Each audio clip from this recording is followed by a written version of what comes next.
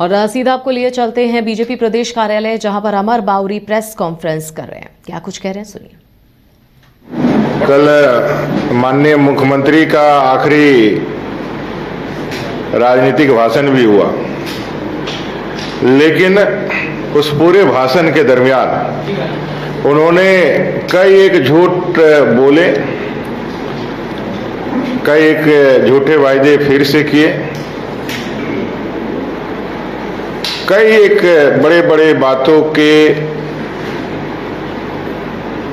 घोषणा करने के बाद भी जमीनी हकीकत को उन्होंने स्वीकार नहीं करते हुए लॉ एंड ऑर्डर पर कुछ भी नहीं कहा। झारखंड के कानून व्यवस्था पर उन्होंने एक शब्द भी अपने पूरे भाषण के दरमियान नहीं किया, एक वक्तव्य नहीं रखा। और आज जब सुबह हम लोगों की नींद खुली तो हम सोशल मीडिया के माध्यम से यह जान पाए कि दरोगा अनुपम कच्छप की दिन दहाड़े हत्या कर दी गई, गोली मारकर। फिर ध्यान आया कि कल ही जब चल रहा था, उस समय आखिरी सत्र के दिन, एक अधिवक्ता गोपी कृष्ण को उनके घर के मोहल्ले में चाकू गोद करके मार दिया।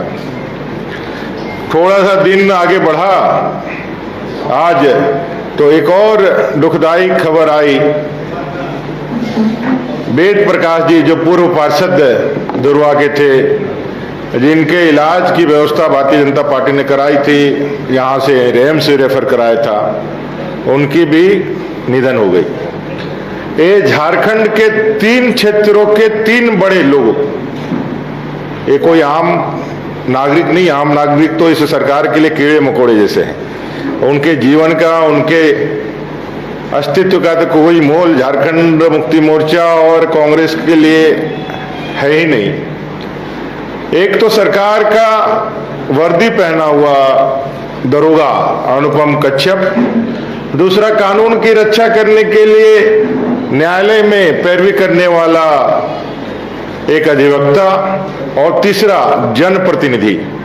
ये 3 लोगों की हत्याएं बैक टू बैक होती है और राज्य सरकार अपने जब बड़े बड़े डींगे हाँकती है विधानमंडल के उस फ्लोर को अपने झूठे कसीदे और झूठे वायदों को साबित करने के लिए जब दलीलें देती हैं, तो एक शब्द भी झारखंड के लॉ एंड ऑर्डर पर नहीं निकलता है।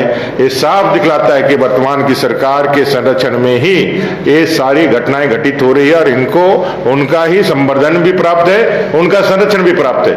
पूरे झारखंड प्रदेश में लगभग 7,000 महिलाओं के साथ दुष्कर्म की घटनाएं। ये कौन महिलाएं हैं? ये यहाँ के मूलवासी हैं, दलित हैं, यहाँ की आदिवासी महिलाएं। इस पूरे झारखंड प्रदेश में हर दिन 5 हत्याएं, ये कौन लोग हैं? यहाँ के आदिवासी मूलवासी लोग हैं। यहाँ कानून व्यवस्था के नाम पर धज्जियां उड़ाई जा रही है।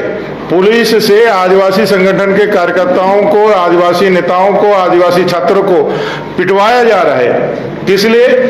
कहें कि घुसपैठियों को उनको और प्रबल सुरक्षा देना है, उनको और तुष्टिकरण की राजनीति को धार देना है। इसलिए झारखंड के पूरे कानून व्यवस्था को इन्होंने ताक पे रख दिया है और यहाँ कोई सुरक्षित नहीं है। अब तो लोग कहने लगे हैं कि हमारा और हमारे प्रियजनों का जीवन कैसे इस अत्याचारी भ्रष्टाचारी सरकार से बचे, इसके लिए वो दिन रात भगवान से प्रार्थना कर रहे हैं कि किसी तरह से ये 1-2 महीने का जो समय है वो निकल जाए और ये सरकार यहाँ से, जनता तो उखाड़ फेंकने वाली है, ये जितने जल्दी यहाँ से यदि हम इनसे मुक्ति पाए उतना ही ज्यादा भला इस झारखंड का होगा, झारखंडियों का होगा।